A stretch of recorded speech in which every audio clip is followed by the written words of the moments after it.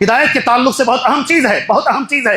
ام حبیبہ رضی اللہ عنہا، میری اور تمہاری ماں، بہت بڑی صحابیہ، بہت بڑی صحابیہ۔ ایک بار ان کے والد صاحب ابو سفیان رضی اللہ عنہ بعد میں مسلمان ہوئے، پہلے مسلمان نہیں تھے، گھر آئے، گھر آ کر ایک جگہ بیٹھ گئے، وہ بیٹی کے گھر آئے ہیں، باپ بیٹی کے گھر آیا ہے۔ باپ سارے والدین آپ سے گزارش ہے ذرا کان کھول کے سنیں اس بات کو۔ ام حبیبہ نے کہا آپ جہاں بیٹھے ہیں نا وہ میرے شوہر کے بیٹھنے کی جگہ ہے، آپ یہاں سے اٹھ جائیے، آپ جاؤ پڑھ کر دیکھو ذرا، یہاں میرے نبی بیٹھتے ہیں، یہ میرے شوہر کے بیٹھنے کی جگہ ہے۔ حضرت ام حبیبہ کا جملہ ہے جی، بہت بڑی صحابیہ ہیں، اللہ کے رسول کی بیوی ہیں۔ دونوں مل کر یہ جگہ اب صحیح نہیں ہے، مکہ، اللہ اکبر، کون سی جگہ؟ مکہ رہنے کے لائق نہیں ہے، یہاں رہ کر ہم لوگ اللہ کی عبادت نہیں کر پائیں گے، اس لیے میاں بیوی دونوں ہجرت کرتے ہیں حبشہ کی طرف۔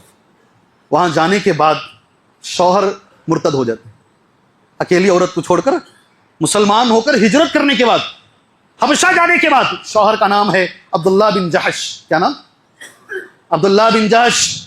نبی کے ہاتھ پر بیعت کر کے، نبی کو دیکھ کر مسلمان ہو کر، وحی کے نازل ہوتے ہوئے دیکھ کر، ام حبیبہ کے شوہر، سابقہ شوہر، بار بار بول رہا ہوں، سابقہ شوہر، دونوں ہجرت کر جانے کے بعد، جہاں جانے کے بعد انہوں نے 3 آپشن رکھے، بیوی کو سامنے بٹھائے، 3 باتیں بتاتا ہوں، ایک تم اپنا لو، میں ابھی اسلام چھوڑ رہا ہوں۔ اللہ اکبر۔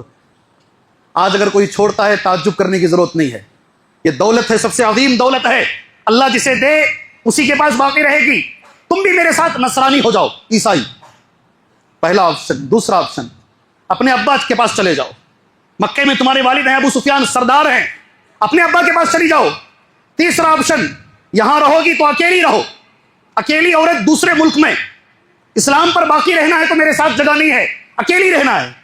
ام حبیبہ نے کہا رضی اللہ عنہ، قربان ہو ان کے اوپر، نہ باپ کے پاس جاؤں گی نہ تمہارے ساتھ آؤں گی، تم سے زیادہ پیارا مجھے میرا اسلام ہے، میں اسلام پر رہوں گی، اکیلی رہوں گی۔ اللہ نے نبی کو وحی کے ذریعے سے کہا یہ عورت اس قابل ہے اے محمد، تم ان سے نکاح کرو۔ اللہ اکبر۔ یہ عورت اس قابل ہے اے محمد صلی اللہ علیہ وسلم، یہ اکیلی ہے۔ اللہ کے نبی نے حضرت عثمان کو بھیجا، ان کا نکاح بادشاہ نجاشی کی دربار، ان کے دربار میں ہوا، سبحان اللہ، نبی نے بھیجا وہاں پر۔